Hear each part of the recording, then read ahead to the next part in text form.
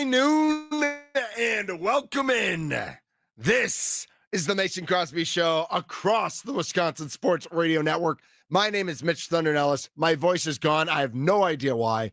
But joining us in studio today is the effervescent and strikingly handsome kicker of our Green Bay Packers, the greatest kicker in the history of Earth, Mason Crosby.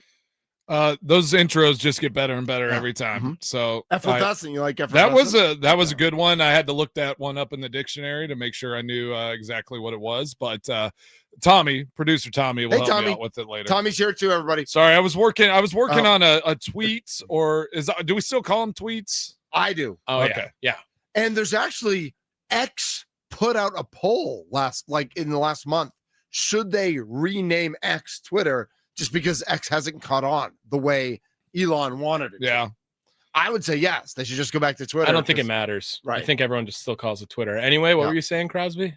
I didn't say anything. Oh, I thought you said my name. I did. I wanted you to help me with effervescence. I thought for sure he was going to say Younghoe Koo after that, not Mason Crosby. I mean, that's really the entire show. Like, we could throw away throw away the rundown. Yeah. Everybody wants Mason's take on Younghoe Koo and the kick that wasn't last night on Monday Night Football. I know, and I texted my guys there in New York, Jamie Gillen and Casey Kreider, to try to get some insight into what they felt about that play, but they haven't gotten back to me yet. What?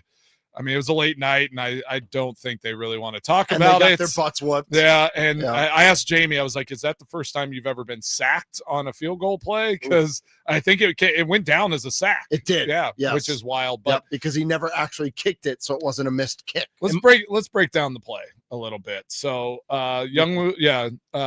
Koo goes out there for, what was it, a 47 yarder. 47. Which is not, it's not just, that's not a chip shot. And the snap looked fine. Hold goes down. Ball kind of, slides out a little bit.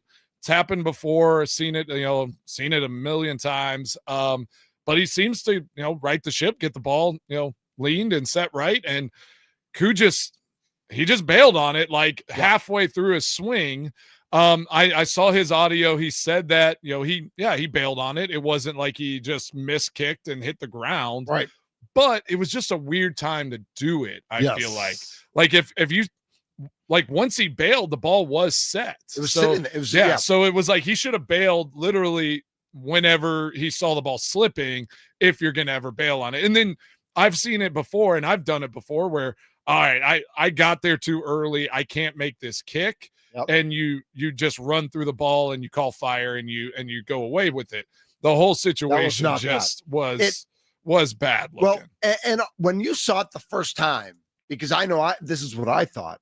I just thought he got his foot stuck, like something happened with the turf. Yeah, exactly. Like that's what it looked like. It looks like he sticks a normal plant and then just swung vertically down into the ground. And then because he still even went through with his plant foot like he had done a normal kicking motion, right? I feel for the guy. Obviously, he got released there from Atlanta after he had at some point in his career been really good, but he's missed a lot of kicks this year. He was really good in Atlanta, right? He's been struggling. And whenever that thing's not perfect and it's a 47-yarder, that has to creep into your mind. I'm more than likely going to miss this kick if I try to kick it. So instantly you got to think he just bailed on it so he didn't miss another field goal. How do you get out of those mental roots? Because obviously this is not this is in right now. Right. This is not a reflection of his leg. It's obviously he's in his own head on that. And I look back, am I misremembering? Did we have Jamie Gillen on the show? Didn't we have him last year? Does that sound right? I think we might. Yeah. I think we did. Anyway, regardless, he definitely receives it wrong and it kind of slips. But by the time his leg is kicking, it's ready to be there. That's Younghoe Koo, obviously in his head, and he gets released after being one of the most accurate kickers ever to start his NFL career. How do you get out of this funk right now that you're in if you're a kicker struggling, and in Younghoe Koo's case? Well, something with Koo that I've noticed is he's changed his his setup, Mhm. his almost like everything he does in his kicking motion, he's changed over his career. Okay. Like he used to be a little wider. He had like now he's literally almost looks straight behind the ball. Like it's very tough. So did he need to fix something, or do you think it's overcompensation? I just think it's like maybe he's tinkered and it's like and now it's like if it's off, it's off for a long time. Like he needs to go back to the basics, maybe look back into where he had success early in his career, try to go back to some of that setup, some of that form. Anytime I had like, a tough patch, I would always just literally dive back into like the basics of my craft. And then ultimately you lean into all that technical stuff so deep. If one little piece of that technical skill is off a little bit, it's really hard to be consistent. Like at some point you just have to be like, all right, I'm going to get my 3 steps back, my 2 over, I'm going to eyeball, and I'm going to go and hit a football. Like I'm just going to be an athlete and go out there and kick the ball. Don't think so much, right? Yeah. So many times I feel like in golf, like in kicking, you get so mechanical and so set on like what your technique is. You don't go out and perform on game day. And I get stuck in that with my golf game. It's like I'll get on the practice, and if I try to practice on the golf course instead of going out and performing, just like whenever I was kicking, if I was like trying to work on something on game day, then I knew like I was in a bad spot. Like once it's game day, it's time to go out and you perform. Just got to do it. Yeah. Like I was talking to someone last night where there would be days where I'd go out to Lambeau on game day and my ball just had like a natural like fade to it where it was the little left to right movement, and it's like I try to correct it a little bit, and I'm like, all right, I'm just gonna ride with that today because like the more I tried to work at it, the worse it got. So it's just like some days you just have to wake up and go with what your leg tells you, and then go out in the game and perform. So have they called Lucas Haversick yet? Like have they do you think that's I would if I were them. Wouldn't you? I hate it for Lucas, but I don't know if we talked about it a little bit. It's like you got to wonder why he's been so many places. It's just like he filled in. He did an amazing job. Obviously kicked those big kicks, but then had a rough day, and that just unfortunately seems to be his journey right now as a kicker. Could be. Yeah, and some guys like. But it might be worth the Giants taking a shot. I'm a little upset. Koo got the Pro Bowl in 2020, I believe, whenever I had a perfect season. Kicking down there in Atlanta. Yeah. He was the only guy with like, close to, similar stats, and they gave him the nod. And I was a little upset about that. And then watching what happened last night, I'm like, if it wasn't a federal offense, Mason, I'd blow up his mailbox for you like today. But it's a federal offense, so I would never blow up somebody's mailbox. Yeah, thanks for making that clear, though. I would do it. Yeah, you'd go that extreme. Right. If it was just a misdemeanor. Well, it's not his fault. I blame everyone else. Why couldn't he have I blame the voters. Yes, as you should. I'm just excited to see if Lucas Haversick can complete the Mason Crosby Infinity Stone journey of Rams, Packers, Giants.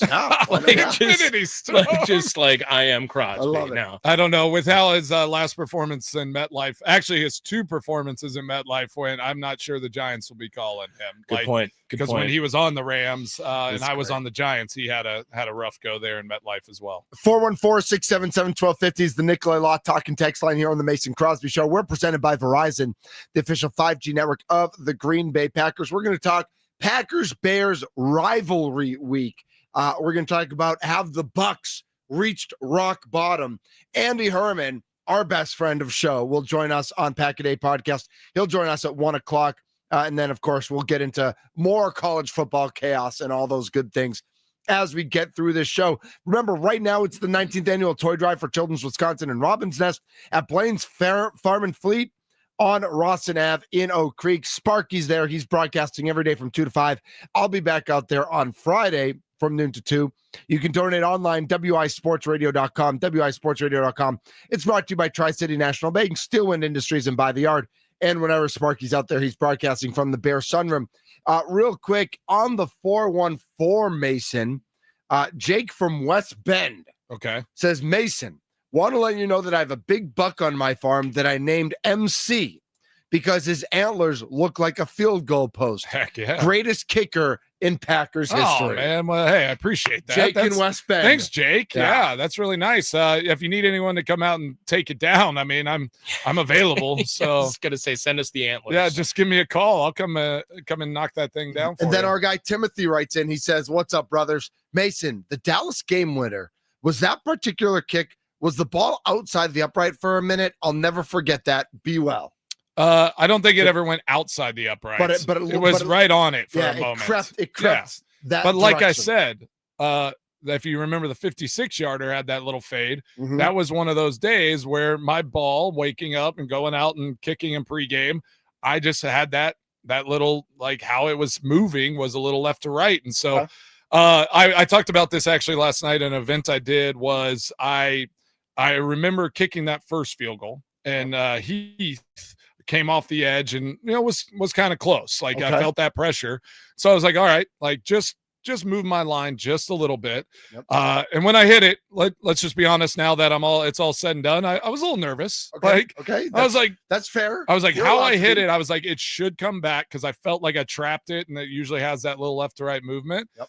And I was just like, oh, we're inside. There's no wind to move it. Like, please just move late. All right, And straighten out. finally, it just, it dropped inside that upright. And it's a thing of beauty. Like, I think my reaction said it all whenever I just kind of almost said a prayer. And I was just like, thank you, God. From great games in Packers Cowboys history to the Packers Bears rivalry, what is the biggest Packers Bears game you ever played in? Well, I mean, like, meaning wise. there's probably a lot. I mean, Okay. NFC Championship. Okay, Yeah, yep. whenever we won the Super Bowl, Yep. beating them there. That was obviously a huge game to go there. I mean, so cold. I still remember like how cold that game was.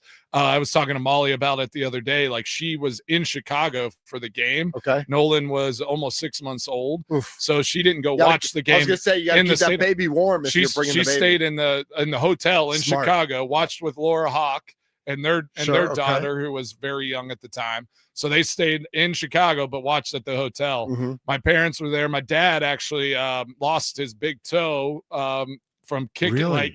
From it. Like, his feet were so cold, he kept like kicking the concrete to try to wake just his feet get some warmth going. And so after that, his toenail went black and lost his toenail. Oh, gosh. Not his toe. He lost his toenail. His toenail. Okay, not the whole toe. Yeah, so stories like that. But yeah, that one's a huge one. I still think about whenever we won the division by beating them with Aaron to Randall Cobb. Yep. Touchdown pass. That was awesome. Just got. I mean, that play is one of the all timers, right? Yeah. Right. Oh, that was so good. How that even happened? John Kuhn, our fellow radio We talked host. to him. Cut Julius Peppers, Yeah. who ends up being on our team, soon after that. But gosh, I was so happy when Julius Peppers came to the Packers, and I didn't have to go against him anymore. I told you, like, I think of all my block kicks, I think he has over half of the blocks. Really? Okay. When he was at Carolina, he blocked 2 in one game, and then in Chicago, I think he blocked maybe crazy. 2 or something like that. Yeah, that's what happens when you're listen, 6'8". Right. too, When you could have played in the NBA, but instead you're playing DM. Yeah. He had Right. this move where he would, like, it was a ricochet, and we had it whenever he was with the Packers. We called it like the Peppers ricochet, and he would literally just like smash into the guard, and somehow he would hit and get real skinny, and then just lunge and throw his 6'8" frame, and with his arm up in the air, he's he could jump, and he's 10 and a half feet, and he's he would just find a way to get his hand on the ball. That guy was so special. Yeah, no doubt about it. So we are here, Packers Bears week, the first meeting of the year in December. Yeah. How weird is that a divisional foe, you think about, you play everybody twice, and so you don't control the schedule. You don't know how it's going to play out. How weird is it that you have a divisional foe, that it's December 2nd and we're looking at Sunday the 7th? That's the first time you're meeting them. It is strange. I don't understand necessarily why they schedule that way. I don't mind. I like the drama of having division games late in the year. I do think that kind of adds to the NFL season. But I remember times where we would play these types of games where you play Vikings. I think we played Vikings like 3 out of 4 games one year. I believe that is correct. In the playoffs, yes. Oh, yeah. The year Peterson almost broke the record, we tied them, right? Yep. In Lambeau, and then we had to play them like the following week in the playoffs. So, yeah, it happens. Honestly, that second game is going to be the one that's going to be unique because it's like you've thrown everything at them. Like, what's the game plan? Like, you can't reinvent. So is there something you don't throw at them this week, or do you have to go all out? I think you got to go and win it in Lambeau, and then that second game is like why it's exciting is it's going to be just who executes at the higher level in that second game, like who plays, like, for lack of better words, like who just plays better all around, like old school football. Like, you just have to do the X's and O's, play the game the way it's supposed to be played, and whoever executes in that game, the second game especially, is going to come out on top. So I'm high on this Packers team for this week for sure. I think in Lambeau, you know how I feel about Lambeau Field. Packers have to defend Lambeau. Got to keep those Bears fans at home. Don't let them come I got a text from a buddy of mine from college. Lambeau Field. I got a text from a buddy of mine who lives in Chicago. Yeah. Is that, hey, you got any ins on tickets? And I just wrote back, not for you. Not for you, Not for friend. you. Yeah. He said that's fine. I'm too nervous to come to the game anyway. I just wanted to know. I don't know if I'm speaking in recency bias or hyperbole, but it feels like this is the most anticipation / biggest Bears-Packers game maybe since that NFC Championship game. Yeah, I'm trying to think back, like, what kind of Packer-Bears games had this much on the line. I mean, they are literally playing for the division, for potentially trading the 1 seed, right? If the Rams fall again. But even that 2 or 3 seed usually means you get, you can get 2 games at home if you win, especially that 2 seed. Like, and we are in December. After this game, there are 4 games left. Like, playoff stuff, like playoff seeding is real right now. If the Bears win the game, they will be the 1 seed because they already are. Because they already are. If they lose, they'll be the 7 seed. That's crazy. That's the NFC right now. And right now, if the Rams win this week, if the Packers win, they'll jump up to 2. Yeah. Right? Packers will go to 2, yeah. Tommy, you might know this. Mason, you might know this. I don't know. I feel like the rules have changed over the last couple of years. Can a team move from a different day to go to Sunday Night Football? Because originally the NFL announced they could. I remember because I remember talking about that. And now I'm not sure if they can. The only reason I ask is because Saturday, December 20th, the Packers and Bears are supposed to play the Saturday game. That Sunday night is Cincinnati at Miami.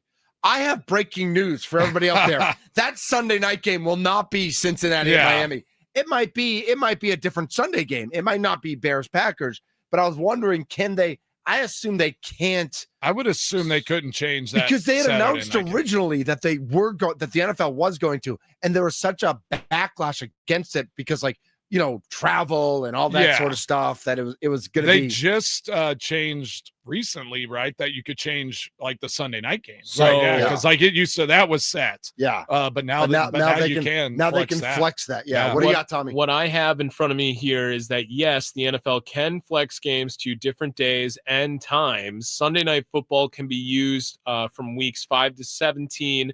With up to 2 games flexed between weeks 5 and 10, you need a 12-day notice if you do it between weeks 5 and 13, a 6-day notice if you do it between weeks 14 and 17. Monday Night Football, very similar. Flexing is allowed to Monday Night Football between weeks 12 and 17, and Thursday Night Football between weeks 13 and 17. However, now, Thursday Night Football is weird, though. They could take a game out of Thursday Night Football and move a Sunday game to Thursday. Thursday is also no way. I don't think they'll ever do that. I just think they have the ability to do it. Does the NFL help them with do they just trade the hotel from whichever team was supposed to be there? Because I can't imagine the logistics. What about if you're traveling to go see, let's say I'm going to see Packers at Denver and I have my ticket from Saturday to Monday, and they flexed it to Thursday night. Tommy, I don't like what that. What else you got there, Tommy? Thursday first is also, you need 21 days in advance to flex to Thursday. Monday, however, is 12 days. So that's only 1 day difference. What did you say that Monday night game? No, that is Sunday night. Weeks? No, Sunday night game is Cincinnati at Miami, but the Packers at Bears is a schedule for a Saturday game. Yeah, but There might be bowl games, but there won't be any like college footballs. Not at Soldier Field. I mean, I guess there could be one in Miami. Yeah, but I doubt it. I feel like Saturday night's still good. They're like, not you playing a wouldn't game move that. Saturday night, and then only Pittsburgh does that. I would love to see that game get flexed to Monday Night Football. Except Monday night, San Francisco at Indy, so they're keeping San Francisco. Yeah, I at guess, Indy. but that would be awesome to see Packers Bears Monday Night It Football. would, but in Chicago. it's pretty awesome. Just Sunday as night long as Packers Bears in that second game is the only game on. Like, Right. I think that's all they want. We're all out on 2 Monday night games. All out on them. Yeah. So I think that's something I think that we will keep our eyes on, as we found out this week that the Packers Bears originally on the schedule was a noon game. Yeah. And that got flexed to 3:25 to the game of the week. It's going to be cold. We'll check that. We'll check that weather report. We've got more Packers Bears to talk about. We also have to talk about the Milwaukee Bucks. It's not going well. Newsflash for our Milwaukee Bucks. Remember, again, it's the 19th annual toy drive for Children's Wisconsin and Robin's Nest. You can text TOYS, TOYS, to 34984, 34984 to make a donation to help out our kids at Children's Wisconsin this holiday season. He's Mason Crosby. He's Tommy Wirtz. I'm Mitch Nellis. The Mason Crosby Show, presented by Verizon, the official 5G network of the Green Bay Packers. Tommy, what do I do again? Do I hit buttons?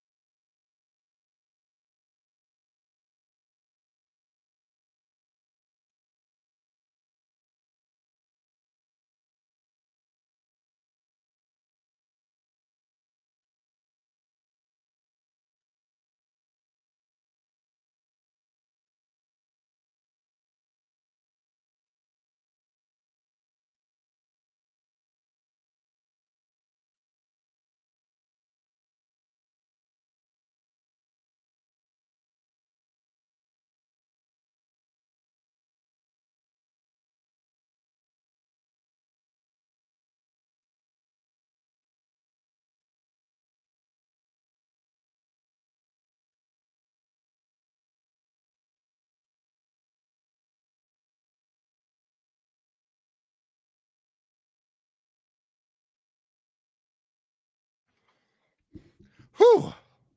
For those of you who don't know, there was some interpersonal dating advice that I had to give back in Thailand. So I don't know why they're asking me for that.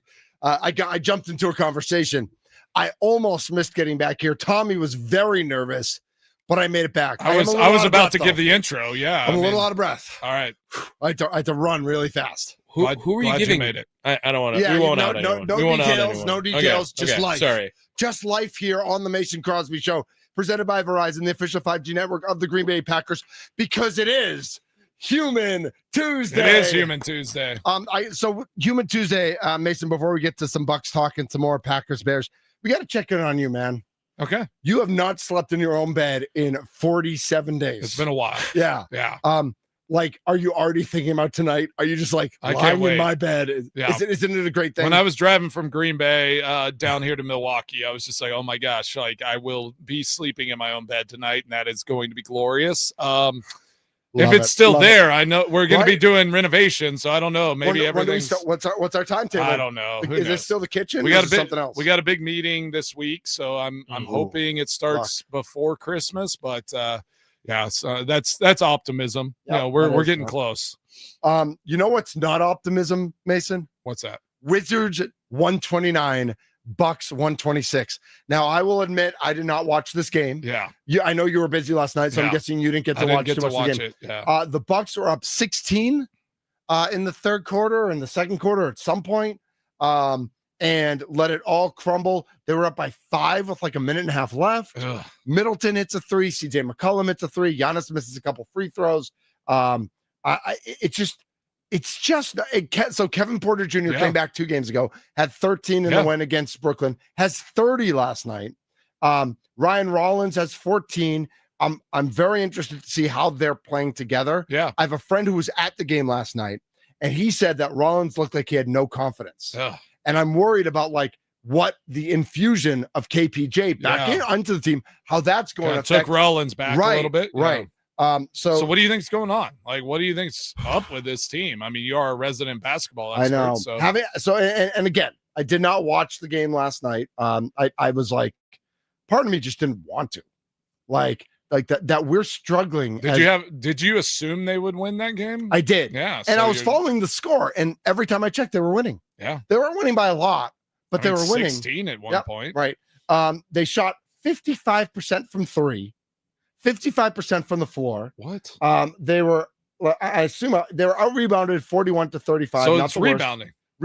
And rebounding has been an issue all season long. I know. They're getting killed on the boards. And I know. And they're allowing offensive rebounds from the opposing team, right? Like it's absolutely. Is that just like 14, I mean, rebounding is just an effort kind of. They gave up 14 offensive rebounds last night. They had 7. That's crazy. Yeah. That's way, way too many. I mean, and that like rebounding is just an effort thing. Like I feel like it's just being in the right spot and giving effort. But if you're playing 3 guards and you're small, you're just like that hurts too. You're not able to battle it out with those big guys. Is there like I'm starting to I don't know if nervous is the right word, because part of me wants Giannis to explore his options. Like I'm nervous that Giannis is going to look at this and just be like, I know the team after getting rid of Dame, and bringing in Miles, like this year's kind of a reset, and hopefully everything goes the way it should for next year. But what if he just wakes up today and is like, you know what? I think it's done. I think we're done. I think I got to go somewhere else. I want the Bucks to maximize their return for me. Yeah. But I want to go somewhere else and win this year and next year. And I don't think that's going to happen in Milwaukee. Like most of me, not just part of me, most of me couldn't blame him for thinking that. Yeah, I wouldn't blame him for sure. But like, where is Giannis going to go that a team's going to be able to give up enough for the Bucks to accept an offer, where he's not going to be in a similar situation where if he's not on the court, the team is not going to be championship contenders, right? Yep. Because he is that kind of player where he is, wherever he goes, he's going to be the emphasis. He will be the reason a team is a championship contender. So and this just might be my mindset. I'm like, stay where your feet are, like be where your feet are, right? And say like, I'm going to get healthy and I'm going to get back and I'm going to lead this team to where it needs to go. And if something were to change, I'm here for that. Like I will adapt to that. But you do need to be present where you are. That's a good point. Yeah, like I love that line. It's just like be where your feet are. Right. Like it's just like, okay, like I'm gonna be here. I am the best player on this team. I'm the best player on any team I go to. Yeah. So like it is up to me to take it to that next level. So and then whatever happens, if the Bucks are saying like, okay, our window, obviously without Giannis, we are not great. Like this is a problem. Can we get to a spot where we can be great without Giannis and with it, and then go win a championship with him? If they can't answer that question as a yes, then I do think you have to try to maximize something to get a return for Giannis. Can we engage in loser talk real quick? Loser talks. Loser by Tommy Wirtz. Explain. Loser talk. If the Bucks were going to tank, this is the year to tank. Yeah, right. This is the year because they have picks, right? Like they have other people's picks. Well, yeah, and that this is the year to maximize what you're going to get for Giannis or keep Giannis. Yeah, but tank and get and figure and rearrange, reassess next because they would get the worst of the picks between the Pelicans and them, and the Pelicans are one of the worst teams in the NBA as well. So if there's a chance the Bucks could get a top 10 pick ever with Giannis on the team, it's this year. Yeah. 414 writes in San Antonio is the only place that has the assets and would still be a contender. Gosh, imagine that. I know. Giannis and Wemby. gosh. That'd be amazing. 262 writes in, let's be real. Nobody on the team looks to have confidence. And I think part of it is, Miles Turner, who I think is good, but probably not great, hasn't fit last night. He 9 points, 3 rebounds, 3 assists, 1 block. In my mind, 9 points is unacceptable. Right. No, 3 rebounds is unacceptable. Right. He's 7 feet tall. Get your big, also, down there. Keep Brook Lopez around. But also, 3 for 10, 3 for 8 from 3. So 0 for 2. Yeah. Only took 2 pointers. Now, there were over the last 7 to 10 days, he had been playing more in the offense. Yeah. And had been cutting more and had been taking more 2-pointers and getting in the basket. So I don't know what happened last night. Again, I don't know. KPJ goes 12 for 15 and 5 for 6 from 3. He had a huge offensive night. But defensively and rebounding wise, this team is just not getting it done. Yeah. Yeah. That's like a guy like Miles Turner, whenever Giannis is off the court, needs to be the answer, right? Like you brought him in to replace a Brook Lopez, to be this younger, more athletic. Energetic. Yeah. Like give you that spark, and he's not doing it on either side of the ball. So I don't know what you do there. Like how, like a guy like that, how do you light a fire under him to say like, hey, we need more out of you. Like the money isn't enough. Like, you being the guy we brought in, like what is your motivation? How are we going to get and maximize what we brought you in here to do? Because he's not playing at the level that he played at with the Pacers. No. Like he's not playing at a level that was expected of him. And they played at a faster pace. And the thought was with the Bucks playing at a faster pace this year, that would match what Miles Turner's strengths are. It just hasn't come to fruition. So last night, Giannis was 7 rebounds and Jericho Sims was 7 rebounds. That led the team. Bobby Portis had 4 rebounds. Kyle Kuzma was 6'10". He had 2 rebounds. Again, Miles Turner, 7 foot. He had 3 rebounds. And I think when you look at this, the fact that Jericho Sims was second on the team, he only played 18 minutes. He had 7 rebounds. Like that's a good guy to get in for rebounds, but you are literally playing 4-on-5 at the offensive end when Jericho Sims is in. Offense. Like you can't. And then whenever Bobby Portis is playing, you're playing 4-on-5 on the defensive end. Yeah. Like Bobby Portis's defensive deficiencies have escalated this year. I don't know why. I don't know why they can't hide it as well. I don't know if that's a Brook Lopez situation that Brook was hiding. There's just an anchor there. Yeah. Yeah. Or if Bobby has there's a misstep, or the game has changed. The game is a faster game. Faster, yeah. And he is not. John Horst need to be actively looking to trade Bobby Portis yesterday. Ooh. Like they have to trade Bobby Portis. Interesting. He cannot play on this team.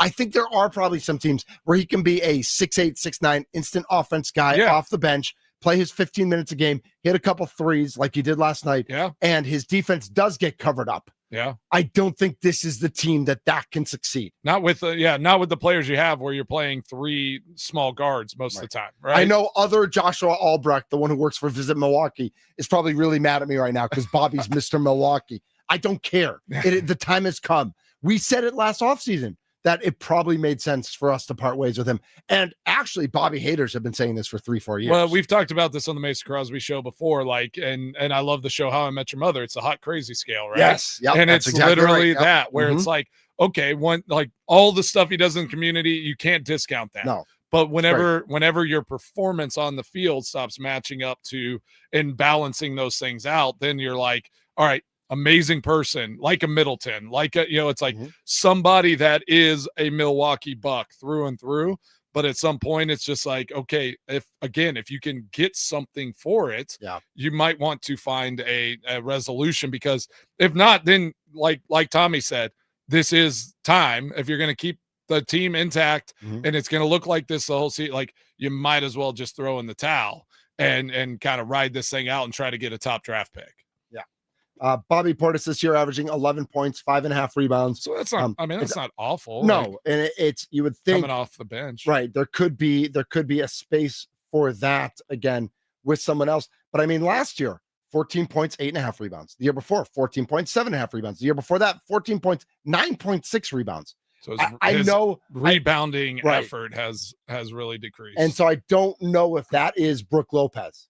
Because what we said about he Brook would take Lopez, away that big guy, like just with his presence and his blocking out, like he would just kind of eliminate somebody. Brook Lopez, never a great rebounder, but if you looked at all the analytics, he was a great guy to clear space for his teammates. And savvy, right? So like if you're in the right spot all the time, you don't have to move as fast. You don't have to do as much if you're anticipating shots and where to be and your spacing and where you're at on the court. Like that. That is important. So, like, if this team is just not having that guy that's clearing out space for other guys to get rebounds, Miles Turner's not doing it. Other guys aren't doing it. They have to figure that out. Al is in Cedarburg on the Nicolay Law Talk and text line 414-677-1250. Text in your thoughts. What do the Bucks need to do? 414-677-1250. Do you make a trade? Do you tank? Do you try to load up and try to get another piece and try to make something happen this year? Al, you're on the Mason Crosby Show. Thanks, Thunder. Mason, how you guys doing today? What's up? What are you thinking, bud? Well, all right, I'm going to say this first. Last night was the worst loss I've seen from the Bucks in maybe the last 7 or 8 years. It was that bad. And you look at the body language and some of the guys as they were just letting that lead slip away. They looked literally like deer in headlights. They did not know what was going on. And I'm not sure what to do. I'll say this about Miles Turner. I knew from his rebound numbers over his career, he wasn't that effective of a rebounder. He's not your traditional big, but I didn't realize how horrible he is when it comes to weak side health and just knowing where he is on the floor grabbing rebounds. It almost looks as if he doesn't know where the ball is. And he's chasing nobody to box out. And we're almost relying on tips every single time to get an offensive rebound. I think we're one of the worst offensive rebounding teams in the NBA. I don't know that based on stats. I haven't looked at it in the last couple of weeks, but I know we're there. So I guess where I'm going with this is, what do we do? And this kills me to say it. And I love Giannis, but we have to move on at this point. I really believe that. And the reason I'm saying that is because you look at where we're at in the next 3-4 years, we're strapped as far as our assets when it comes to the draft. We're not going to be able to sign any big free agents because of the cap situation. And everything that Horst and the management has done to this point, yes, I know they've appeased Giannis, but they've really screwed the pooch, and they've really put us in a bad position moving forward. And I apologize. My daughter is singing in the background. She's 2. So. No, it's wonderful. That's great. Yeah, we're here for it. So that's my take, gents. I mean, what do you guys think? All right, Al, thanks for the call, Al. Yeah, appreciate you. I just have to pose the question, though, you get rid of Giannis, are we willing to have 2 or 3 years of rebuilding this thing? Right. What is that going to look like, at least with Giannis here, unless he literally says, I will not play here anymore? you feel like there's a chance that they can turn it around and find a run where they can go and make the playoffs and give you some excitement. Yep. But without Giannis, it's done for the next couple years. It's not even just 2 years. It's 2 years of irrelevancy. It's not even. That'd be brutal, right? And at least it feels like there is relevancy every time with Giannis. I want to examine that when we come back. I want to examine what that means to be irrelevant, and is there way to get back from that abyss of irrelevancy? Yes, he's Mason Crosby. He's Tommy Wirtz. I'm Mitch Ellis, a.k.a. Thunder. It's the 19th annual toy drive for Children's Wisconsin and Robin's Nest. Remember, it's at Blaine's Farm and Fleet on Rawson Avenue, Oak Creek. We're there every day from 8 to 6. I'll be out there from Friday doing the show from noon to 2.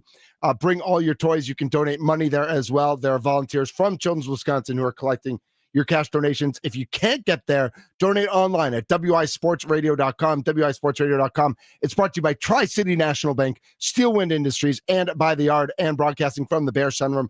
This is the Mason Crosby Show, presented by Verizon.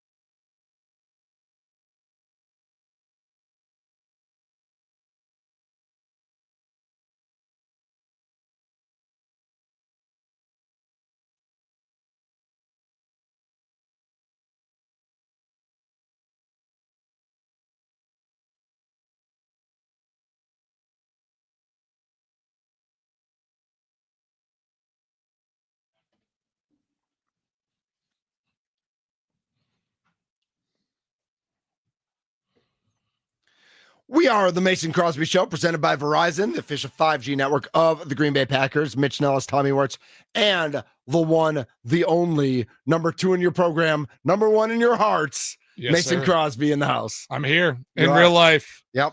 All right, so let's pick up from where we left off. And if the Bucks were to move on from Giannis, if they were to package him in a trade and get 4 number 1s and a couple useful players who can at least play basketball.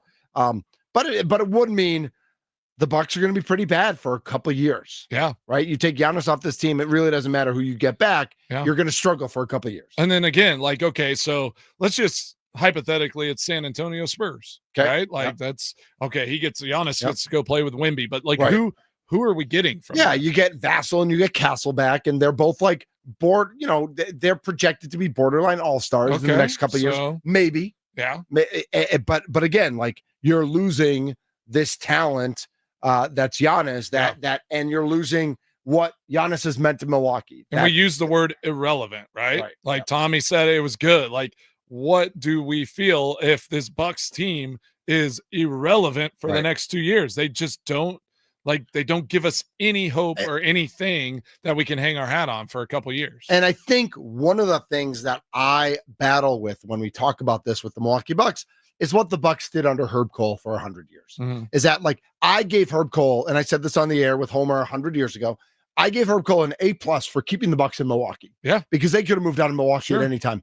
But I give him an F as the owner of a franchise. Okay. Because every year, all he tried to do was get into the playoffs. Yeah. Like his goal, he knew the best the team could be for 20 years was 41-41. Yeah. And instead of going 15-67 and getting a top 3 pick, he fought tooth and nail every year to go 41-41, where you end up with the 15th pick year after year after year.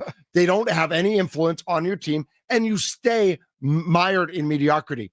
I think if the Brewers do trade Giannis, I think if they do make that move, we almost have to have like a come to you-know-who meeting of the city of Milwaukee, of the state of Wisconsin, of the season ticket holders, of the ownership group, and say, we're going to go suck for 2 years because this is the process that works in the NBA. Yeah. And yes, we might get the 7th pick instead of the 4th pick because the NBA is going to screw us out of a pick because that's how the draft lottery works. But we need to be bad for 2 years, and then we need to get but you're never going to have a Giannis here again. No, so what could you get a Cooper Flag? Well, what's the guarantee that you're going to go win another championship?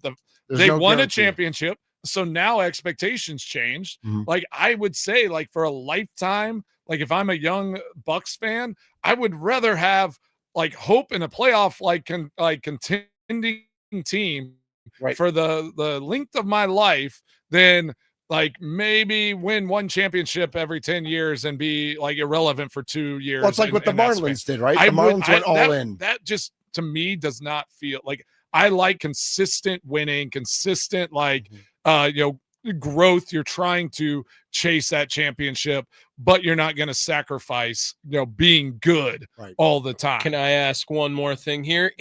Mitch, with the current construction of this team, can the Bucks win a championship with Giannis? I don't think so. Okay. If Giannis had said or comes out and says he just wants to finish in Milwaukee, and that's what he wants to do. Career. Okay. Do you still trade him to try to find another way to get to a championship? Or would you rather just say Giannis is the Dirk? No, if he comes out and says, I want to play the rest of my career here, I think you work every year to build around him. Okay. But I don't think he'll ever say that. I think he wants to. I feel like he's said that. I don't think he would ever say it quite. I think he's happy when his. But wherever he goes, he's going to go back to Greece. So, like, it almost doesn't matter, like, with the type of player and the type of person he is. Like, he goes back to Greece when his feet are here. He's happy to be here. Yeah, exactly. But I think he will get to the point where he wants his feet to be somewhere else that gives him a better chance to win. I say you keep Giannis and you build and you just chase playoffs, try to go and strive to get a championship. That's how Wisconsin sports teams are built. Speaking of winners, Mason, Andy Herman's going to join the show next. I'm so pumped. Our best friend, Andy Herman from Pack-A-Day Podcast. He will join us next right here on the Mason Crosby Show, presented by Verizon, the official 5G network of the Green Bay Packers. It's the 19th annual toy drive for Children's Wisconsin and Robin's Nest. Remember, Blaine's Farm and Fleet on Rawson Ave in Oak Creek every day, 8 to 6. Hi, Clay.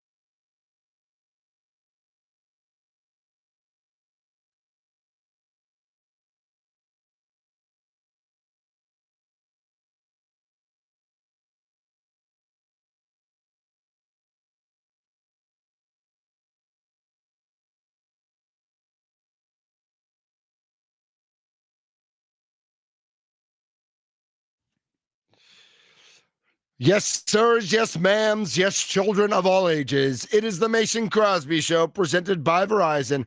I'm Mitch Nellis. He's Tommy Wirtz. And Mason Crosby, the kicker, is here. It's not Wednesday at noon. It's Tuesday. It's not Wednesday at 1. It's Tuesday at 1, but still. Yeah, it is.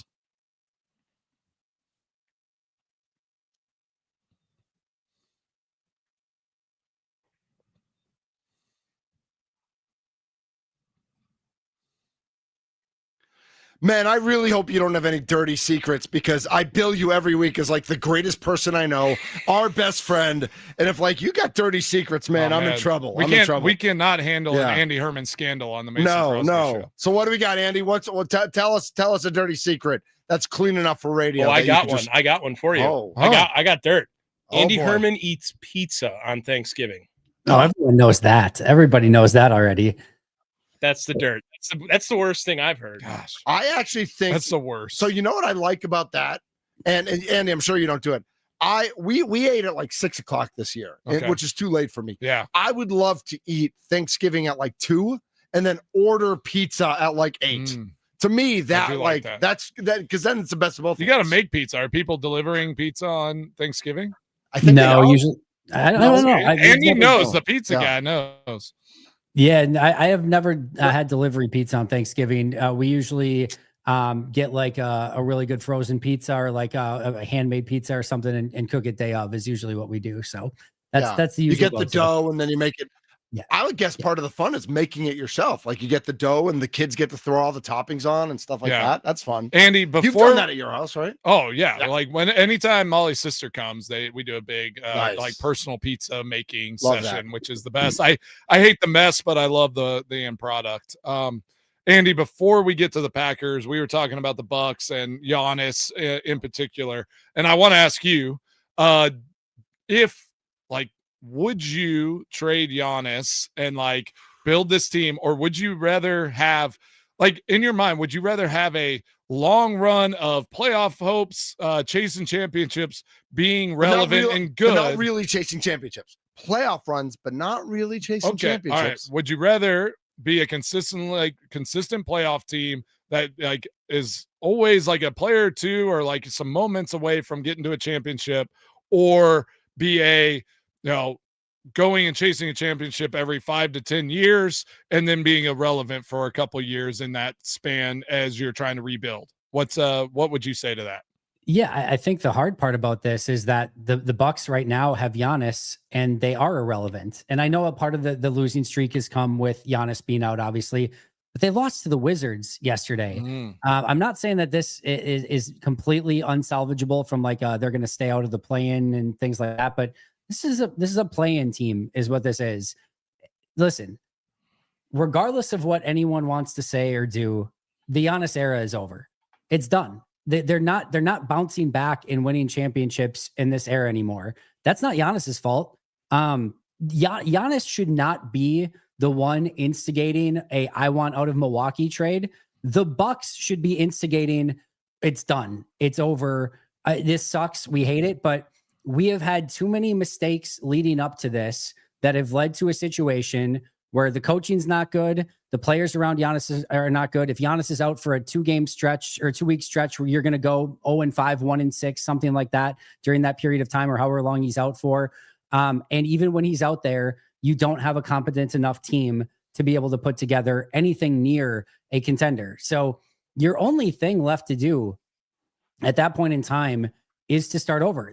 They actually, in a pseudo way, have their first round pick this year because New Orleans is going to be so insanely bad.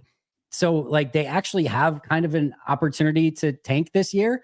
The hard part is if you're going to trade Giannis, you probably want to do it in the offseason. There's just more teams that are going to have the ability to do it in the offseason rather than just a handful that might be able to do it now.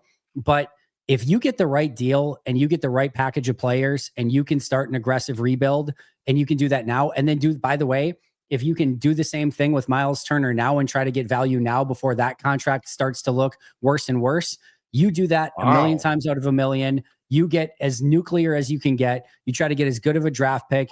There's no silver lining for this Giannis era anymore. I love Giannis to death. I wish he could stay a Buck forever. But if you're looking at this from a pure good management standpoint, it's done. It's over. And it's time. The sooner that you can start Blow it fresh, the up. better. The more that you borrow from the future and try to do more, it's just going to dig yourself into a deeper hole.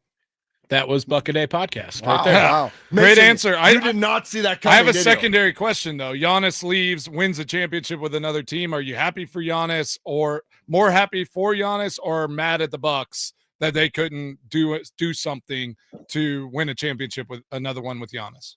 Yeah, certainly my overarching feel would be that the Bucks really blew. But again, we're living in an opportunity to live in hindsight. There's not a single person in Bucks fandom who, when they traded for Dame Lillard, wasn't like, oh my God, this is the greatest thing. Dame and Giannis together. Yep. This clearly opens up another championship window.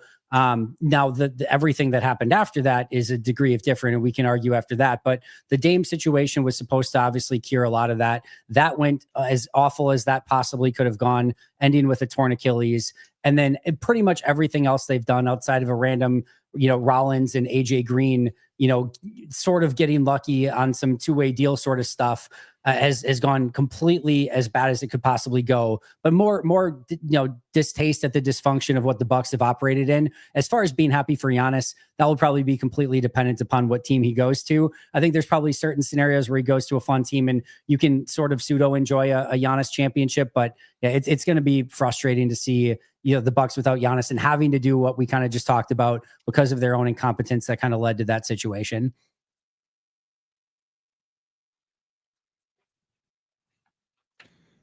I think we're losing you. No, I think we got him back just now. Okay, but all right. yeah. Well, you're We're always good. so rational and level-headed, and I can't. I have a hard time, like, especially here in the state of Wisconsin. Like, players come and go. These teams are going to be here forever, so it's just like it's hard to imagine. Like, okay, Giannis goes somewhere else. Like, is everybody going to be rooting for him to be, to win a championship? Be great. Like, I feel like that's probably not the case. So. It's hard to imagine them rebuilding without Giannis, but your points were great. But I do think we need to shift to the Packers. We've had a lot of Bucks talk, and it's almost depressing me at this point. So let's talk about the Packers and the Bears and how the Packers are going to win this game this weekend, because let's go. We need to take the Bears off their high horse. They need to be taken down, put back in their place. So how do you think this Packers team gets it done this weekend against the Bears? Yeah, I think it's going to be starting with how they handle that Bears rushing attack. We certainly saw against Philly this past week where they had 200+ yard rushers, 280 yards, I think, total on the ground. And that's going to be, 1A for Green Bay is how they stop it. Thankfully, Green Bay's run defense has been pretty darn good. Now, losing Devontae White, who's not like an A+ run defender, but gives you that extra bulk inside, certainly doesn't help anything. But they certainly have the ability to be a good run defense. But that's where it starts. The other thing is you have to really be careful with Caleb on the ad-lib plays. Within the offense, he's okay. There's still some deficiencies there. But what we see him do, the touchdown to Cole Kmet this past week is a perfect example. In those ad-lib opportunities is other level. And his escapability is really a true superpower of his. So that's going to be a problem that they're going to have to kind of keep an eye on as well.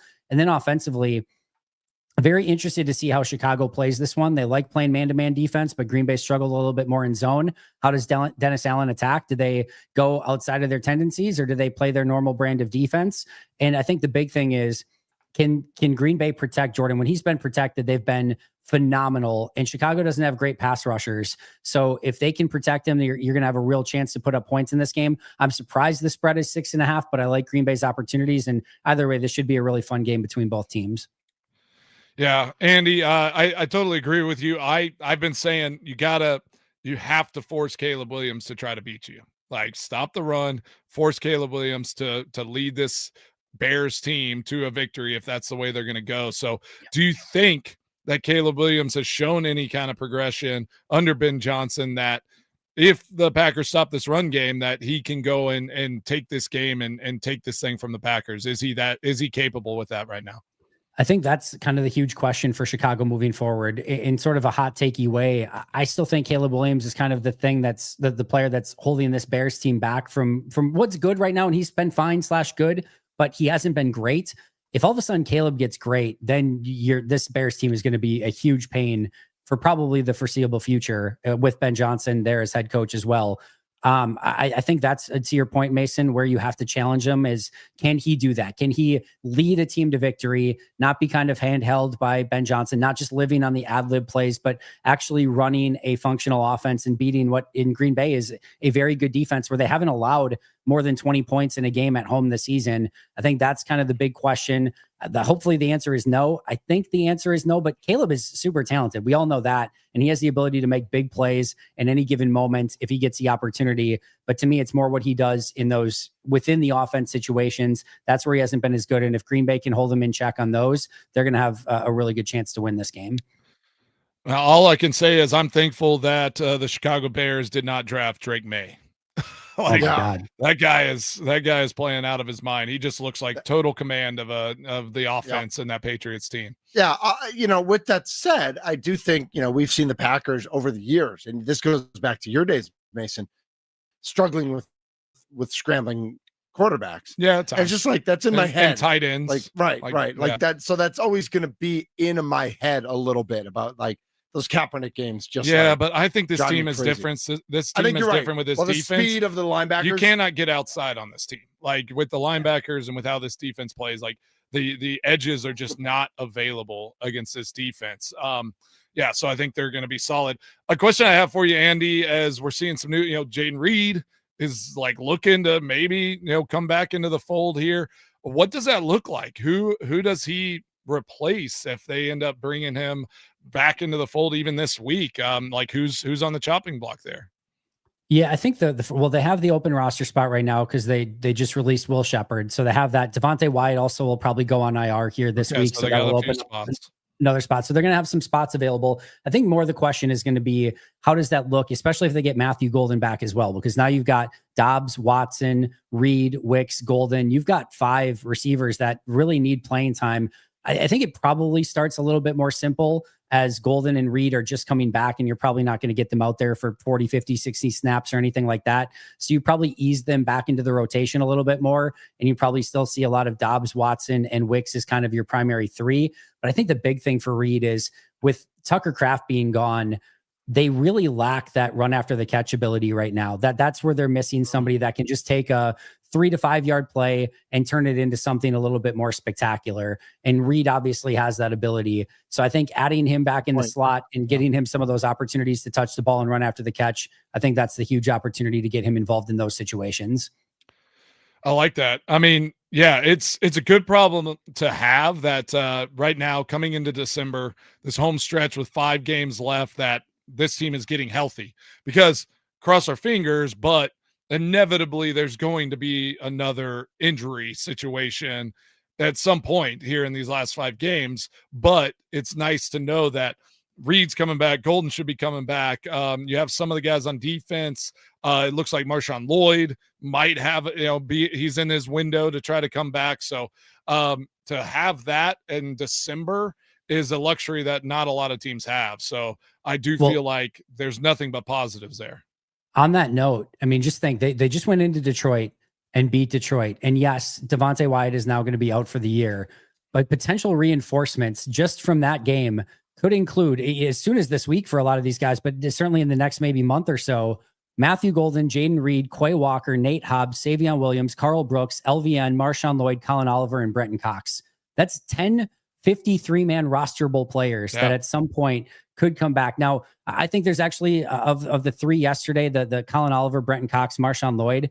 If I were a betting man, I would say not all 3 of those make it actually to the 53. I bet Colin Oliver actually ends up back on IR and reverts back. I don't know that they're going to have the roster. Like his first practice as a member of the Green Bay Packers will take place tomorrow. Like, so to think that he could come back, because he was out of OTAs, out of minicamp, out of training camp, he missed all of it. So I think the idea that he could come back and all of a sudden add something, I think that's probably I would love if I'm wrong and he just comes in and all of a sudden is a playmaker for them or something. But I think he probably reverts back to IR. But even still, the amount of reinforcements that they potentially have coming over the course of these last few games, it could certainly really help on both sides of the ball. So all those things will help. Andy Herman joining us on the guest hotline powered by Gruber Law. One call, that's all. All those things will help. But none of them really address the loss of Wyatt in the middle there and the push he gives. And I know we've talked a lot the past few days about that Micah Parsons makes everybody on the defense better, but Devontae Wyatt makes Micah Parsons better. And how do they specifically deal with that loss of Wyatt? Yeah, I think the semi good news is Colby Wooden has been a real revelation for them. I mean, if you really think about it, a week before the season, their expected starting defensive tackles were Kenny Clark and Devontae Wyatt. And now Wyatt's out for the year, and Kenny Clark's obviously in Dallas for very good reasons. But they have now, neither of those guys, Wooden stepped up huge, and he's been a really solid defensive tackle for them. But they're going to have Carl Brooks and Warren Brinson step up in a significant way. The good news there is Brinson's played some pretty good football over the past few weeks. I don't think you want Nasir Stackhouse playing more than the 8 to 10 snaps that he's played in more obvious rundowns.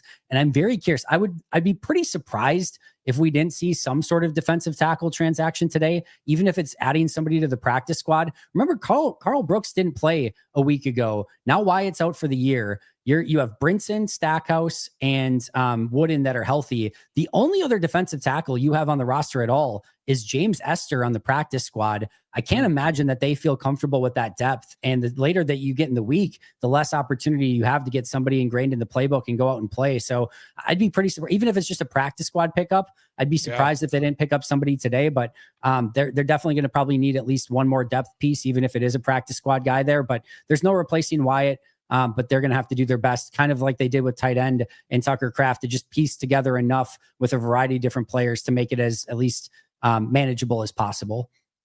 All right. I'm going to start with this question. You mentioned the name Nate Hobbs, potentially coming back here pretty soon. If he comes back healthy, does he get the starting job back? Or do you think they just continue rolling with what they've been doing because they've been playing great? Do you think Nate Hobbs gets back into the fold, or is he going to just be coming off the bench in a support role? I think they would make a massive mistake if they certainly if they benched Carrington Valentine, and I don't see them benching Keyshawn Nixon either. To me, there is a role for Nate Hobbs. It's a fairly minuscule one, but I think in obvious passing downs, and I'm talking like 3rd and 12, where coverage is paramount, right? You're not even talking about like wide receiver screens or things like that could happen on maybe like a 3rd and 5. At 3rd and 12, I think Nate Hobbs is a better pure cover player in those situations than Javon Bullard is in the slot. And so to me, in obvious 3rd down situations or 4th down situations where it's a long passing play and you need coverage for longer, that's where Hobbs should be in the game and Bullard should come out. And at the end there, right before Hobbs got hurt again, that's where they were starting to use Hobbs. And that to me is the right way to utilize him. So to me, keep Valentine and Nixon on the outside. Bullard should be your primary slot guy, but in some very key, obvious passing situations, Hobbs should come in for Bullard and give you an extra cover guy. And to me, that's the best way to utilize Nate Hobbs moving forward. Nice. Yeah, no, I totally agree with you. Andy, what you talked about tight ends filling for Tucker Kraft. What have you thought about baby deer legs, Luke Musgrave? Well, I think the play he made last week, those are the sort of plays that you want to utilize him in. Play of his life. Play of his life. Play of his life. Yes. Here's what I'll say. So you have to think of like Musgrave. What does he do well? What does he not do well? Well, he doesn't block well, so you don't want him a ton in those situations.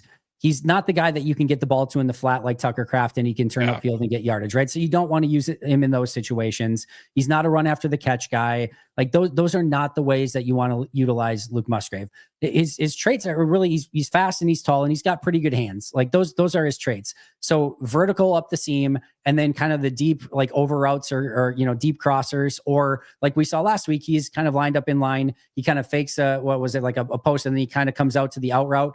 Like those are the sort of plays that you want to utilize him in. He's not going to do anything after the catch. So you want him to run before the catch so that once he gets it, he's already got his 20 yards, right? Especially if the Bears adjust and go zone, he can take a linebacker out of the zone, right? Correct. Like you have to have that vertical threat from him up that seam just to at least clear an area for somebody else to fill that space. There was a play in preseason in his rookie year, and this is how far we're going back here with Luke Musgrave. But there's a play in preseason in his rookie year where they're playing a cover two, like a too high safety look, and he goes screaming up the seam, and the safeties both converge on Musgrave, and it leaves a wide receiver. I think it was Wicks, but I could be wrong. A wide receiver one-on-one on the outside in the end zone, and I don't know if it was Love or the backup at the time, but they hit him perfectly. in the back corner of the end zone for a touchdown. And it's because Musgrave took the coverage with him. So just doing some of that stuff where, again, even you just have to account for him, even if he's just on a dummy route. Again, you can utilize him in those ways, but down the field where it's not a lot of after the catch stuff or blocking stuff is the best way to utilize him. Can I put a fun fact out here for you guys? Do it. Let's go. I got a great fun fact. Tucker Kraft this season, Yak King, right? Yeah. Yes. Remember, I don't even remember the last time he's played now, but he's played 8 games this year. He has 344 yards after the catch. Yak. That's ridiculous. In 30 career games, Luke Musgrave has 229. I'm actually surprised it's that high, to be honest. I'm actually very surprised it's that high. He's got 42 this year and 18 last year. So in the last 2 years in which he's played 19 games, it has been 60 yards after the catch. Yeah, not his superpower, not where you want to utilize him for sure. And I mean, that's the problem is like, it's not like Josh Wiley or John Fitzpatrick are bringing that to the and certainly Darian Kennard is not. So you just lose that option. And again, it really, screams, hey, they could really use Jaden Reed back to be that run after the catch guy that they've clearly been missing since Kraft has been out. For sure. Yeah. Andy, I don't know how much you do with like out of town media with like watching Bears, if there's Locked On Bears or Bears a Day podcast or whatever they might have. What like honey a day. Yeah. If you've been or take your shirt off every day podcast or whatever it might be. Now that Ben Johnson thinks he can take his shirt off and that's okay.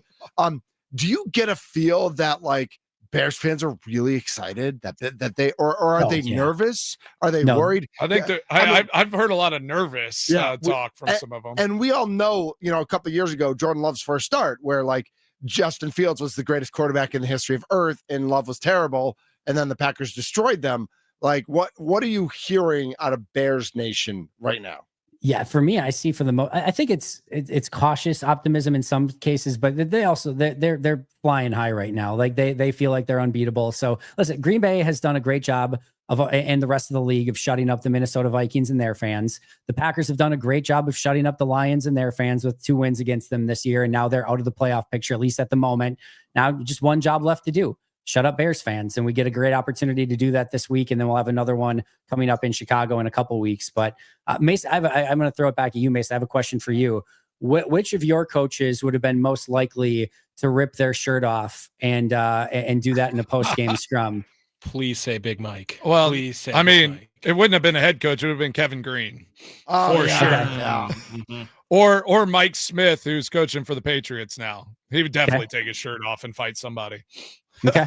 But as far as head coaches, like, I mean, I would have, it would have been amazing if Big Mike would have taken his shirt off. And just would have been something. Yeah, just gone and run through somebody. That would have been amazing. Who even wants to see Matt LaFleur with like 8% body fat? Every woman. Well, he'd have to take all 3 vests off and like it'd be a challenge. I asked Mike Wall this question, and he said definitely not Mike Sherman, definitely not Mike Holmgren, definitely not, Mike McCurry. It was Mike Holmgren, and definitely not Ray Rhodes. So he said John Fox of all of his coaches. So yeah, nobody apparently wanted to see Holmgren or Rhodes or McCarthy or any of those guys. Apparently that wasn't going to happen.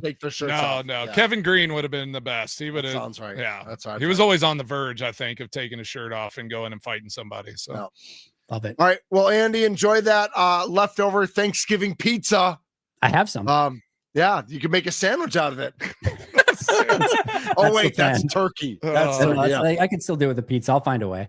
Yeah, you will. You're resourceful that way. Andy Herman, Pack a Day Podcast. Follow him on Twitter and all the socials. Check him out on YouTube as well. Andy, thanks so much for jumping on. Thanks for being flexible this week. We will talk to you soon. Appreciate you guys. Have a good one. See you, buddy. Absolutely. That is Andy Herman. Absolutely the best right here on the Mason Crosby Show, presented by Verizon. Remember, we were in the middle of the 19th annual toy drive for Children's Wisconsin and Robin's Nest. Grab some toys, bring them to Blaine's Farm and Fleet on Rawson Avenue, Oak Creek, or they have Toyland there. You can just show up to Blaine's Farm and Fleet. They've got all the Lego. They've got Hot Wheels. They've got dolls. They've got sports toys. They've got every, for whatever your proclivity may be. I think Tommy's brother should maybe donate some of his Nerf guns. Yes, he should. No, he's not. He's not going to do that. But maybe he could go there and buy some Nerf and donate it for the kids and get a whole new generation hooked on Nerf. He swears that it's like all thrift store finds. It might be, but I'm not buying it. So go find it. That was a collection. That was an a collection. unreal amount of Nerf guns. It's not even close to the amount of Nerf guns you own. The Toy Drive brought to you by Tri-City National Bank, Steelwind Industries, and By the Yard. And Sparky will be there today like he's there every day, broadcasting from the Bear Sun Room. I got a weird press release today that I wanted to run by Mason when we come back. All right. And then we've got a little college football. This time of year, there's always weird college football stuff going on. Weird stuff coming up. So we got to get into that as well. Thanks again to Andy Herman joining us on the guest hotline powered by Gruber Law. One call, that's all. This is the Mason Crosby Show presented by Verizon.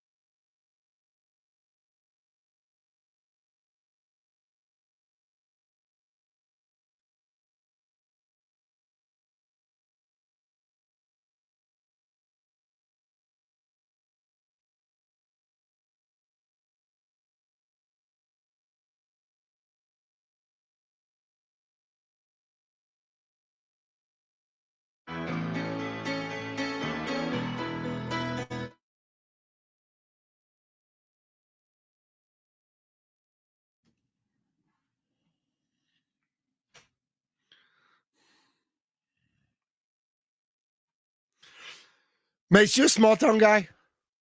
Are you? Would you say like growing up? Yeah, my town was fairly small. I think. Yeah. I mean, not like super I small. mean, it's in the shadow of Austin. 30,000 kind people. of. Yeah. Like, are you a suburb of Austin? Suburb Is of that what it is? Austin, Okay. yeah. Right up by 35. Got it. Nice. Ooh. Whenever I I moved gotta there, get down there. Georgetown, Texas population says it's 100,000 people as of right now. yeah, whenever I moved there, it Wow. was like 30,000. And So it's 67 exploded. Yeah. 67,000 County in is 2020. It's Yeah. gone up 33,000 Yeah. people in 5 years. I think Williamson County in Texas and in Tennessee are two of the fastest growing counties in Wow. the country consistently. Wow. Yeah. You know what? I mean, Nashville and Hashtag Austin. Crosby's. I mean, Nashville and Austin no, are it's big the draws. Crosby's. I mean, the that's Crosby true. family. Yeah. Well, we move in and out of both spots. Right, a lot, exactly. too. This is the Mason Crosby Show, presented by Verizon, the official 5G network of the Green Bay Packers. We're live from the Wisconsin Sports Radio Network studios, powered by the Potawatomi Sportsbook. Mason, I got this press release from the Packers today, and I just had to run it by you because, like, we don't have to spend more than a minute or two on this. But Okay. Packers players to participate in exceptional equestrians event. Packers players Edrin Cooper, Nazir Stackhouse, Anthony Belton, Dalton Cooper, Brent Banks, McCallan Castles, and Drake Dabney are scheduled to take part in an evening with exceptional equestrians on Tuesday, December 2nd from 4 to 6 at the nonprofit organization's facility in De Pere. The players will be on hand to work with program participants receiving equine therapy, serving as guides and interacting with the riders and horses. Through exceptional equestrians, Northeastern Wisconsin children, teens, and adults receive medically based equine assisted services to strengthen physical, emotional, and cognitive skills. Yep. Are you familiar with equine therapy? Yeah. And how much would you pay to see Nazir Stackhouse on a horse? That's the best question. Yes. I mean, he's going to be there. I love that. Nice.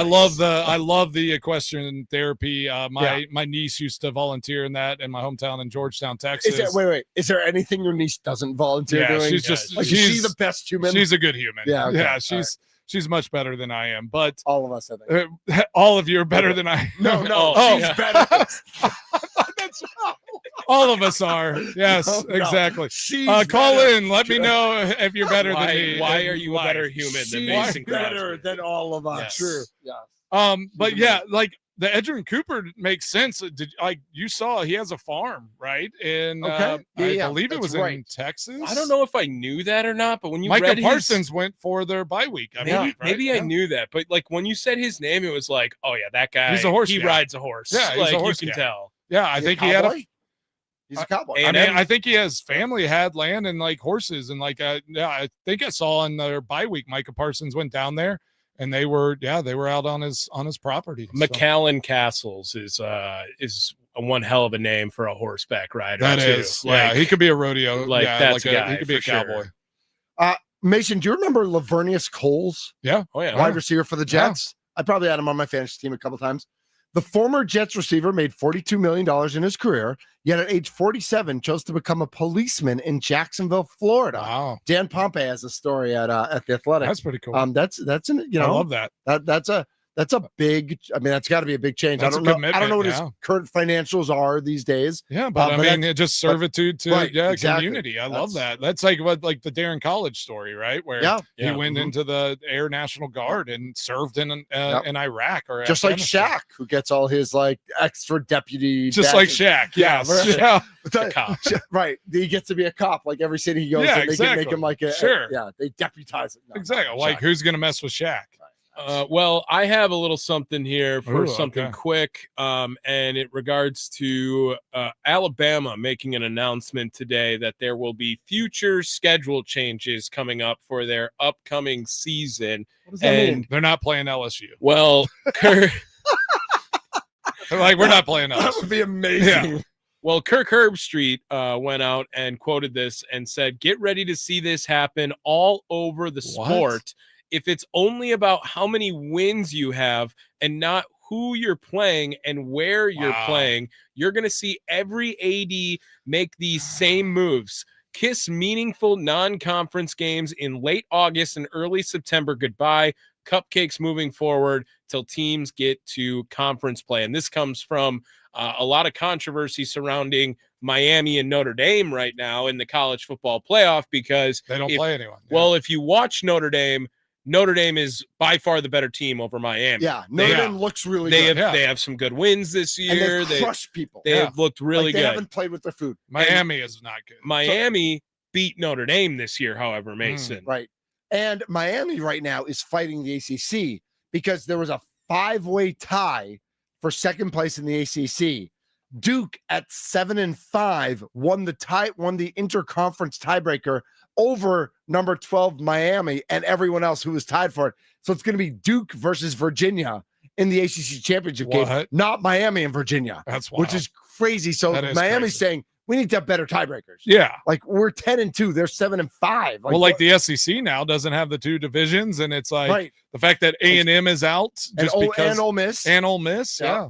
With all due respect, I'm not really interested in Alabama, Georgia. I'm just not. I'm just tired. It's been played. Tired, good on them. They're excellent. But honestly, why does there need to be an SEC championship now with the playoffs and all that? Like just go to the playoffs. No, this is what we're doing now. This is what are we doing? You guys did this last year. You did this last year when you said that it NFL should be the first playoff. No, because you said that NFL divisions were like totally useless. Just take the top 7, be like the NBA, and now that's not what we said. But we have moved into college athletics and done the exact same thing, trying to be like, why do we all even we play? said last year was that like the rank, like where you go, like the division winner should automatically get a top 4 seed. I disagree. That's all we said, and that's what they're going to do with the college football. You put words in our mouths.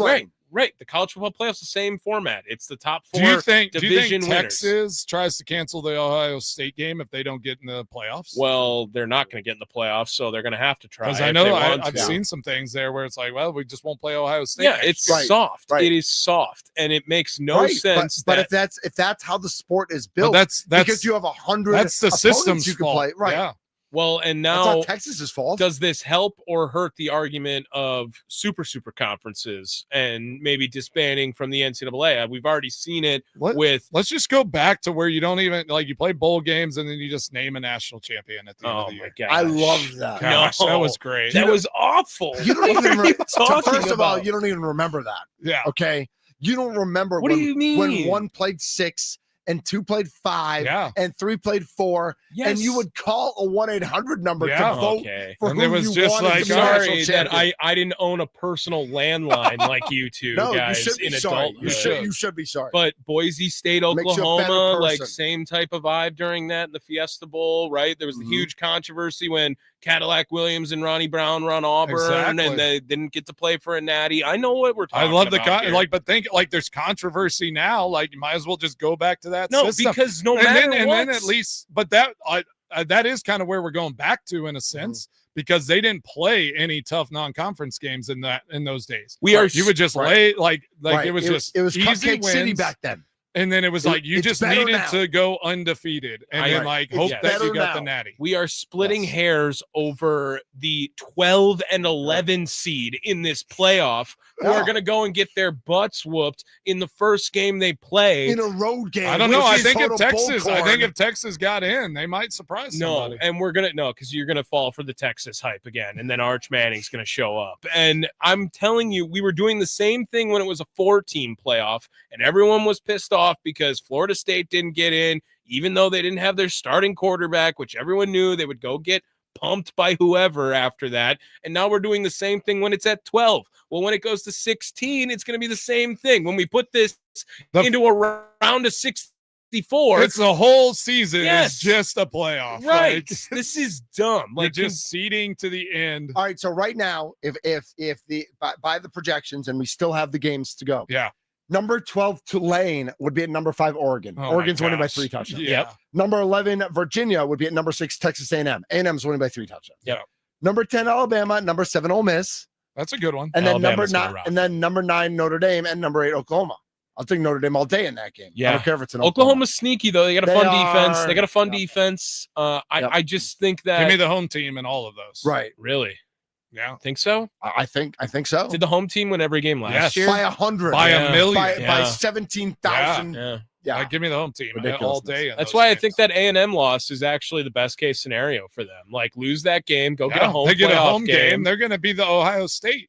Right. Right. I mean, Ohio State's going to be the Ohio State of Right. last year. Yeah, Like they're they're gonna going to win this whole thing. But The winner of Notre Dame Oklahoma would play Ohio State.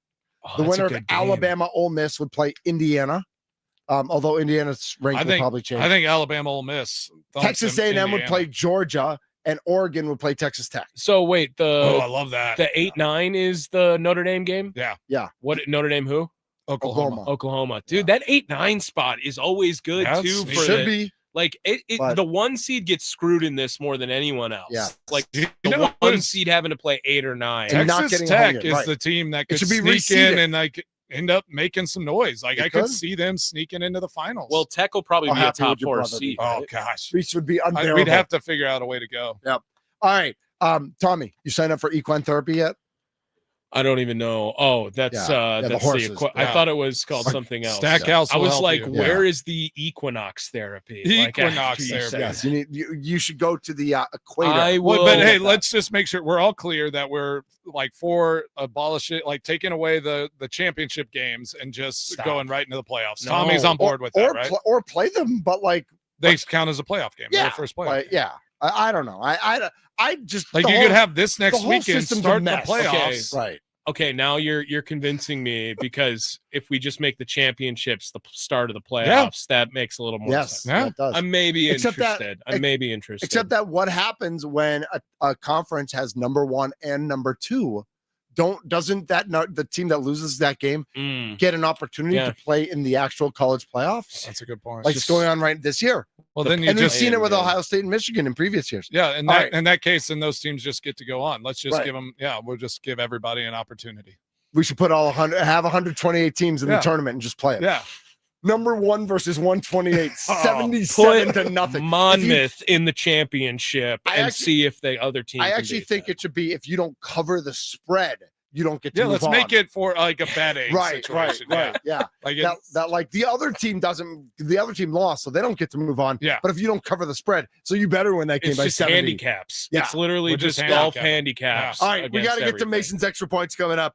This is the Mason Crosby Show presented by Verizon, the official 5G network of the Green Bay Packers. Remember, you can text TOYS, TOYS, to 34984 to donate to the annual toy drive for Children's Wisconsin and Robin's Nest.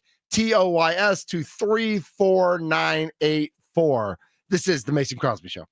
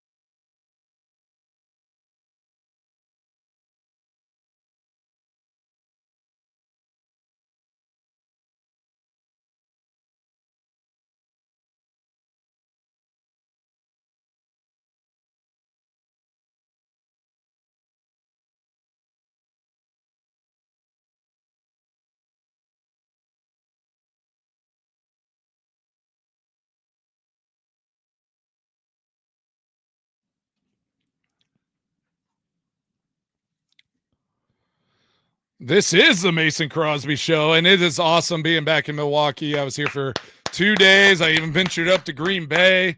I love being back in this state. And it was so awesome being at the toy drive yesterday at Blaine's Farm and Fleet for the Children's Hospital. I mean, what a cool deal, right? Yeah. Like, great hearing the stories that we heard yesterday. I know Sparky's got them going on all week. Crushing it. We'll be back out there on Friday, so I'll be there. So I'm sure we'll get to have some more stories going on Friday as well. Yeah, Blake's story. Oh man, I'm just thinking about him, hoping he stays healthy. Keep playing sports. Yeah, keep doing just your keep thing. going. Yep. Just be a normal kid as long as you just can. don't be Whitefish Bay too bad. Just because he's Cedarburg. Cedarburg, right? yeah, we don't want that. Yeah, no. I got a lot on my mind. We had a fun conversation here in the spring. We did. I want to pose that question because we were debating it. Oh, God. Are you not that? It's not that question, Tommy. I wanted to ask about do you prefer chocolate chips or chocolate shavings? Oh, okay. Because like you read off a custard like dessert. I love chocolate shavings. Like I don't know if you get too many chocolate chips, it's just hard to even consume. So I like the texture, and I like the chips. I like Okay. that. I like that, and shavings have their place. I think that's fine. By the way, a Bears fan I love is in our YouTube and is like, we're about to destroy you. First of all, I don't play for the Packers. So, like, yeah, exactly. Good luck with that. Is this the first time you've ever been able to say that at AH Bears that confidently? First time on a computer, maybe that you feel like the Bears might have a chance. Yeah, it's impressive though. Good for you. Micah Parsons won't have a single sack. Okay, all right. I'm not sure I like about that. I don't know. Caleb Williams is going to try to do way too much, and Micah Parsons is going to get after. No, it's going to be great. Like, listen, that's the fun part of that. We have this whole week. Yeah. Right. We have this whole week to talk about it. We'll do some Eye on the Enemy at some point. Yeah. We'll get some from our little sister station, The Score in Chicago. Exactly. I might be jumping on Friday. So you should. So this Bears fan, just listen on Friday. I'll be in your neck of the woods. Love that. So that's it's what we Bears got. week. It's exciting. It is. Yeah. And it's relevant Bears week. It is. It's more more not fun just like, the Bears suck because the Bears always suck. Yeah. No, they might actually be okay. Yeah. Which will make it even more glorious. It's going to be a great day on Sunday. I cannot wait. Right. I'm glad they moved it back to 325. I know it's a perfect time. Put the feet up, get this thing going. Yeah. All right. Hey, everybody, lock in. Keep those Bears fans out of Lambeau Field, and let's bring it this week. This is the Mason Crosby Show presented by Verizon, the official 5G network of the Green Bay Packers. It is the 19th annual toy drive for Children's Wisconsin and Robin's Nest. Get all your gifts to Blaine's Farm and Fleet on Rawson Ave in Oak Creek. I was